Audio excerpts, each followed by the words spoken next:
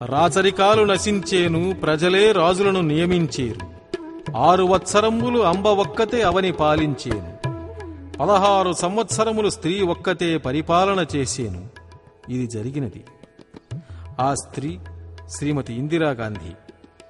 ఆకాశాన ఎగిరే వ్యక్తి పరిపాలనకు వచ్చేను. ఇది జరిగినది.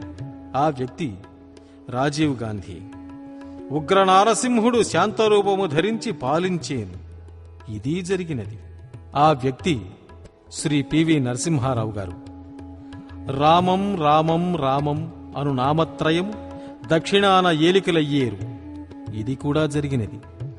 ఆంధ్రాను రామారావు గారు, తమిళనాడును రామచంద్రన్ గారు, కర్ణాటకను రామకృష్ణ హెగ్డే గారు ఏకకాలాన పాలించారు. సీమతొరలనే ఎర్రబోయలు భరతఖండము నేలేరు. గంధి అనువాడు ఏకుబట్టి వారిని తరిమేను. మంచినీట దీపాలు తేజోమయాన వెలిగేను. అనగా కరెంటు పుట్టినది నీటి నుండియే. ఆ విద్యుత్తే మనకు నిత్యము అవసరమయ్యున్నది. మహమ్మదీయులకు వైరము రగిలి 7 ఏండ్లు ఆరకయుండేను. అంటే 1980 నుండి 87 వరకు గల్ఫ్లో ఇరాన్, ఇరాక్ దేశాల మధ్య యుద్ధం జరిగింది. లింగమయ్య అను మహానుభావుడు నిజరూపము చూపేను. 1854 సంవత్సరంలో శ్రీకాకుళం జిల్లా పాలకొండ గ్రామంలో శ్రీ సింహాద్రి విశ్వనాథ అవధూత అను స్వామివారు ఈశ్వరావతారమును పొంది 3వ నేత్రమును చూపుట జరిగినది. ఈ స్వామినే సనారీ విశ్వేశ్వర స్వామి అని పూజించుచున్నారు. ఈశాన్యమున విషగాలులు పుట్టి అందున కొందరు చచ్చేరు. 1984 డిసెంబర్ 3వ తేదీన భోపాల్ పట్టణంలో విషపు గాలి ఫ్యాక్టరీ నుండి ప్రమాదవశాత్తు బయటకు వచ్చి వేల మంది చనిపోయారు. ఈ కాలజ్ఞాన వాక్యం కూడా జరిగింది. చుండూరునందు సుడిగాలి పుట్టి కొందరు కొట్టుకు చచ్చేరు. పాంచాలనం వారికి అనగా విశ్వబ్రాహ్మణులకు వృత్తులు నశించిపోయేను. 1,11,000 అయ్యలు మఠంలో గండకత్తెరలు వేసుకుని చచ్చేరు. సూర్యుడు గడగడ వణికేను. 1980 ఫిబ్రవరి 16న వచ్చిన సంపూర్ణ సూర్యగ్రహణంలో సూర్యుడు 14 సెకండ్లు వణికినట్లుగా కోణార్క సూర్యదేవాలయం వద్ద రికార్డు చేసి ఉన్నారు. మరల 1995 అక్టోబర్ 24వ తేదీన కూడా ఇది సంభవించింది. ఈత చెట్టొకటి రేపల్లె మూలన పుట్టి రాత్రిళ్లు పరుండి ఉదయాన లేచి నిలిచి ఉంటుంది. ఇట్లు 8 దినాలు ఉండి కూలిపోతుంది. అది మొదలు దేశాన క్షామం పుట్టేను. 1976 శ్రావణ మాసంలో గుంటూరు జిల్లా రేపల్లె పక్కన గల ఇసుకపల్లె అనే గ్రామంలో ఇది జరిగింది. దినపత్రికలలో ఫోటోలు కూడా ప్రచురించారు. ధర్మాధర్మములు తప్పి తల్లిదండ్రులు స్త్రీలను విక్రయించేరు. ఇది కన్యాశుల్కం ద్వారా రుజువైంది. రాజానుమతే ధర్మః అను సూక్తి అంతరించి ప్రజానుమతే రాజః అను ధర్మము వచ్చేను. అనగా రాచరికాలు నశించి ప్రజాప్రభుత్వాలు వస్తాయి అని అర్థము. ఈనాడు ప్రజలే తమను పాలించే వారిని ఎన్నుకోగలుగుతున్నారు. షండ దర్శనం బహుళమయ్యేను. అనగా నపుంసకులు అధికమయ్యేరు అని భావము. శూద్రులు జపశిక్షితులు కాగలరు. అడవులు శూన్యమై భూమి అంతయు అరాచకమై ద్రవిడ తురుష్క బర్బర పుళిందాది దేశ ప్రజలు వ్యాధిగ్రస్తులై నశించేరు. సాధుజనులు శాంతివంతులు రోగంబులచే అల్పకాలంబున చచ్చేరు. పాపాత్ములు మిక్కిరి ఆయుష్మంతులయ్యేరు. ఆరిక పంట బహుళమయ్యేను. గొర్రెపాడి హెచ్చేను. స్త్రీలు రచ్చకొట్టములలో రాచరికము చేసేరు. అనగా మహిళలు ప్రభుత్వ ప్రైవేటు రంగాలలో కార్యాలయాలలో ఉద్యోగములు చేయుదురని కాలజ్ఞాన వాక్యం. ఎర్రచీమ ఏనుగంత రూపమున కనిపించేను. అనగా ఎర్రచీమ ఎంత వస్తువును ఏనుగునకు సమానమైనంత ధనమునిచ్చి కొనవలెను. ధరలు విపరీతములగునని కాలజ్ఞాన వాక్యము. మనుషులతో మాయశక్తి మాటలాడేను. మనుషులు లేకుండా మాటలు వినిపించేను. టెలిఫోన్లు, రేడియోలు, టేప్ రికార్డర్లు, టీవీలు ఉద్భవించునని భావము. మేకకు 5 తలల పోతు పుట్టేను. ఆవు కడుపున దూడ అంతర్గతముగా కనిపించేను. ఇది మనిషి రూపాన ఉండేను. 1964వ సంవత్సరంలో విశాఖ జిల్లా అనకాపల్లిలో ఈ పోలికతో ఒక సంఘటన జరిగినట్లు దినపత్రికల వలన తెలిసింది. మంచి చేదగును అనగా మంచిని చేయదలిచిన వారికి చెడు కలుగును. ఇత్తడి బంగారముగా విక్రయించేరు, బంగారము చింతాకంత లేక సీమలకు పోయేను. బంగారం ధర విపరీతంగా పెరిగినందున ఇత్తడి లోహంతో బంగారు నగలవలే గోల్డ్ కవరింగ్ నగలు అమ్ముతున్నారు. నాగుమల్లె నశించినటుల నరజాతి నశించిపోయేను, సూర్యుని మహిమలు జనులకు కనిపించేను. అనగా శాస్త్రజ్ఞులు ప్రయోగాల ద్వారా సోలార్ సిస్టమ్ను కనిపెట్టి సూర్యుని వేడిమితో అనేక పనులు చేయుచున్నారు.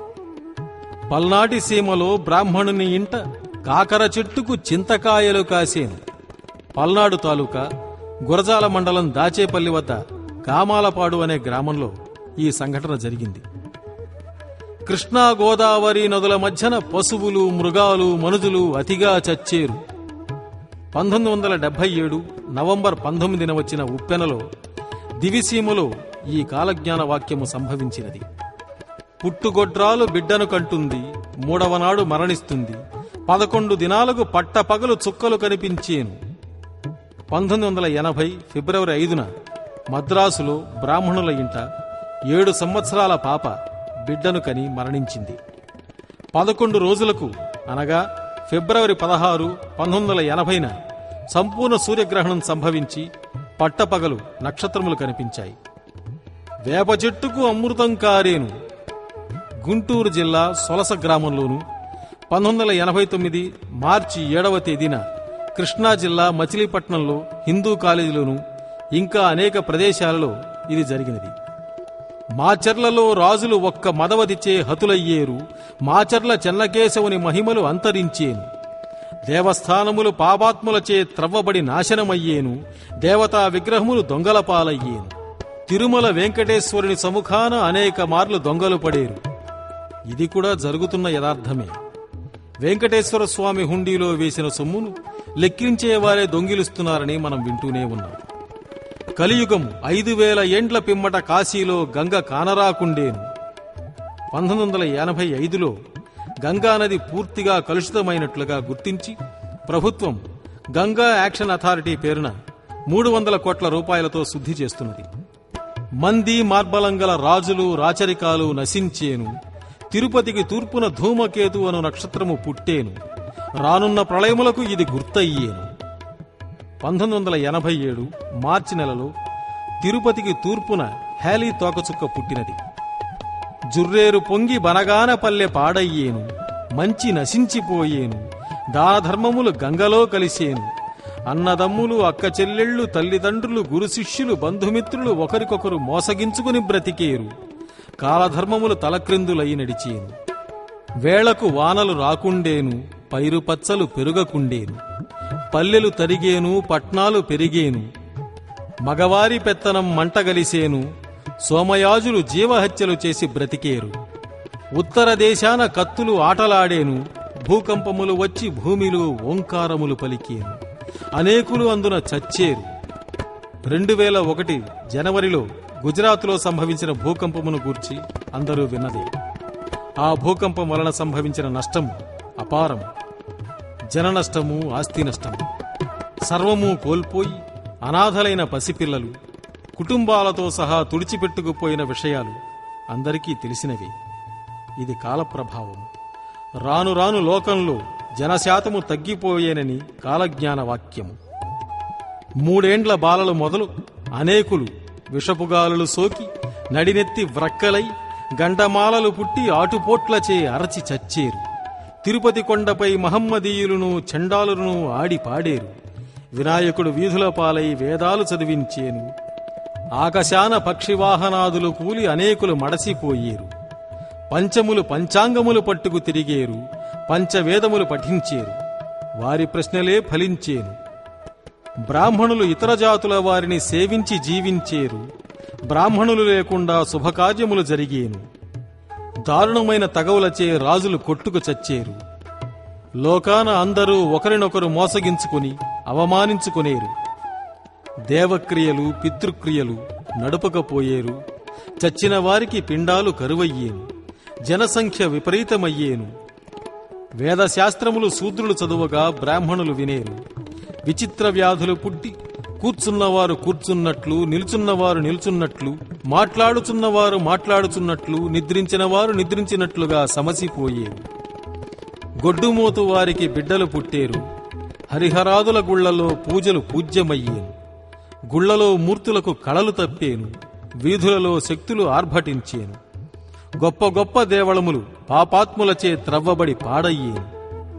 ఒకరి సొమ్మును మరి ఒకరు దోచుకునేరు. ఒకరి భార్య మరొకరి పాలయ్యేను. మోసములు విస్తారమయ్యేను. చోర రోగ ఉపద్రవములు అధికమయ్యేను. 360 రోగాలు వైద్యులకందక ముప్పు తిప్పలు పెట్టేను. కొత్త రోగాలు పుట్టుకొచ్చేను. ఇంద్రజాలములను వేదమును శూద్రులు అభ్యసించేరు. ఎద్దులు గుర్రాలు లేకనే బళ్ళు నడిచేను. అందున కొందరు మడచేరు. కారులు, బస్సులు, లారీలు ఇవన్నీ ఇప్పుడు యంత్ర సహాయంతో నడుస్తున్నాయి. ప్రభుత్వ లెక్కల ప్రకారం ప్రపంచంలో ప్రతి నిమిషానికి 4 వాహన ప్రమాదాల వలన మరణిస్తున్నారు. ఊరూరా జనులు అన్యోన్య కలహాలతో రచ్చకొట్టాల పాలయ్యేరు. తక్కువ జాతి వారు ఆచారవంతులయ్యేరు. దైవభక్తులు, దేవాలయ నిర్మాతలు, దైవ ప్రతిష్టలు చేయువారు కలియుగాన కష్టాల పాలయ్యేరు. శూద్రులు ఆచారములను పాటించి బ్రాహ్మణులను నిందించేరు. పసిబాలలు మొదలు పండు వృద్ధుల వరకు కొరివి నోటగరుచుకుని తిరిగేరు, అనగా ధూమపానం. బెండ్లు మునిగేను, గుండ్లు తేలేను. మీసాల మీది తేనియవలే జనులు క్షణిక సుఖములు ఆశించేరు. నవనాగరికత పెరిగేను. భారతీయులకు పరధర్మమే స్వధర్మమయ్యేను. పులి, మేక ఒకరేవున నీరు తాగేను. విద్యాజ్ఞానము బలిసి వర్ణములన్నీ ఏకమయ్యేను. మలయాళ దేశాన మగవాళ్లు నాశనమయ్యేరు. చలిజ్వరాలతో మానవులు మడసేరు. విశ్వబ్రాహ్మణులు ఆచారశూన్యులయ్యేరు. మత కలహాలు విస్తారముగా జరిగేను. చోరత్వము అధికమయ్యేను. వారిని విచారించునదియే లేకుండేను. ఇంకనూ విచిత్రాలు జరిగేను. శీలవంతులు నీళ్లపాలయ్యేరు. వర్ణాధిక్యం గల బ్రాహ్మణులు అమంగళమైపోయేరు. అనేక గండాలు కలిగేను. కులాచారములు అడుగంటేను. ఆచారము మందుకైననూ మిగలదు. పాదరక్షలతో భోజనాధికములు చేసేరు. న్యాయము అణగిపోయేను. అన్యాయము ప్రబలిపోయేను. నా మాట నమ్మని వారు, మూర్ఖమున ప్రవర్తించువారు ఇడుముల పాలయ్యేరు. ధాతనామ సంవత్సరాన క్షోభ జనియించేను. ఇతర దేశములన్నీయూ ఎడతెగని కష్టముల పాలయ్యేను. బహుప్రళయములచే పాడయ్యేను. ఇంటికి యజమాని లేకుండేను. కుటుంబమున ఎవరికి వారే యజమానులయ్యేరు. స్త్రీ బాల వృద్ధులు అతి కష్టముల పాలగుదురు. ఉమ్మడి కుటుంబాలు ఊడ్చుకుపోయేను. చిన్నవాండ్ర యూహలకు పెద్దవాండ్ర యూహలకు సరిపడకుండేను. 3 ఏండ్ల పిల్లవాడు పెద్దలకు ఎదురాడును. మనుజులు నక్క అరుపు అరిచేరు. నక్క పంది అరుపు అరిచేను. పంది నాయనా అని అరుచును. మింట శబ్దములు పుట్టును. జనులకు ముఖమునందు పుండ్లు, అరచేతిలో పుండ్లు, మోకాలిలో మంటలు పుట్టి పిక్కలు వాచి నడువలేక అరచి చచ్చేరు. ఉప్పుగుండూరులో ఊరి చెరువు కింద ఉత్పాతములు పుట్టేను. ఉత్తమ వైశ్యులు తుదకు నష్టమయ్యేరు. జలప్రవాహమున 14 పట్టణములు పాడయ్యేను. 4 వర్ణముల వారు న్యాయము తప్పి నడిచెదరు. దేశమందున మసిపాత మాడకు అమ్మేరు, అనగా మసిగుడ్డ వంటి వస్త్రాలు కూడా అతి ఖరీదునకు అమ్మబడునని భావము. ధాతనామ సంవత్సరములో మాఘ శుద్ధ బుధవారం 18 నగరాలు కొల్లగొట్టబడేను. గుణవంతులు కొందరు రాచపాలెం రచ్చబండ వద్ద ఆశపోతుల గొంతులు కోసేరు. కోటదూపాటి యందు కోడి 3 మాటలాడేను. మధుర మీనాక్షమ్మ మనుజులతో మాటలాడేను. అద్దంకి నాంచారమ్మ ముందుగా మాట్లాడేను. అందున కొందరు నష్టమయ్యేరు. మహానంది మరుగున మహిమలు పుట్టేను. నా మఠము నవరత్న మంటపములతో 12 ఆమడల పట్నమయ్యేను. 2వ కైలాసమా అన్నట్లు ఉండేను. పట్టపగలు ఆకాశము నుండి పిడుగులు పడి అగ్నివర్షము కురిసేను. అందున కొందరు నశించేరు. కావేరీ తీరాన స్త్రీలకు 7 పుట్ల గాజులు తీసేరు. జొన్నవాడ కామాక్షమ్మ పాపులను విచారించేను. కుంభకోణం గుడి కూలిపోయేను. కంచికి పడమరగా గాండ్లవాని ఇంట కామధేనువు పుట్టును. కంభం చెరువులో బంగారం తీసి కందిమల్లయ్య పల్లెకు తెత్తురు. కాళహస్తీశ్వరుడు కళలన్నీ పోగొట్టుకుని కందిమల్లయ్య పల్లెకు చేరేను. కామాక్షమ్మ కన్నుల వెంట జలజల నీరు కారేను. నా భక్తులైన వారు రక్షించబడేరు. పల్నాటి సీమలో ధనము కలిగిన వారు మదముచే కొట్టుకు చచ్చేరు. బ్రాహ్మణులకు పీటలు, మాలలకు మంచాలు వేసేరు. విప్రుల ఇంట 2 చొప్పున విధవలు ఉండేరు. పురోహితులు లేని కార్యములు జరిగేను. బ్రాహ్మణులు బానిస వృత్తి చేసేరు. కాశీదేశములో కలహాలు కలిగేను. వావి వరసలు లేకుండా నరులకు మోహాలు పుట్టును. కులగోత్రములు జాతి నీతులు లేకుండా పెండిండ్లు జరిగేను. పాతాళగంగలో నీరు ఇంకిపోయేను. భూమిపై మంటలు పుట్టేను. 120 చిన్న పెద్ద తిరుపతులు పాడైపోయేను. భూమిలో దుష్ట సంహారము జరిగేను. ఆకాశవాణి, అన్నపూర్ణాదేవి, పొదిరి నిమ్మవ్వ, శ్రీశైల భ్రమరాంబలు కనకదుర్గకు హారతులిచ్చేరు. పడమటి దేశాలు స్త్రీల పెత్తనంలో నడిచేను. అహోబిలంలో ఉక్కు స్తంభానికి జాజిపూలు పూసేను. నా రాకకు ముందు విశ్వబ్రాహ్మణులు కూటికి గుడ్డకు లేక దరిద్రులయ్యేరు. తరువాత పూర్వవైభవంబు పొందేరు. తెల్లని కాకులు ఊరి పొలిమేరల వద్ద ఏడ్చేను. అందున కొందరు చచ్చేరు. చీమలుండు బెజ్జములలోనికి కూడా చోరులు దూరేరు. స్త్రీలు చెడు తలంపులతో ఉండేరు. కంచి కామాక్షమ్మ గిరగిర తిరిగేను. ఉగ్రం కలిగి దక్షిణ దేశం నాశనం చేసేను. ఆకాశాన హోమప్రకాశంగా చుక్కలు పుట్టేను. అమ్మరో ప్రాణాలు పోయినవని ఆవులు, గొర్రెలు, బర్రెలు అరిచి అరిచి చచ్చేను. ఆకాశాన ధ్వని పుట్టి అందున కొందరు మడసేరు. నక్కలు ఝాముఝామునకు తప్పక కూసేను.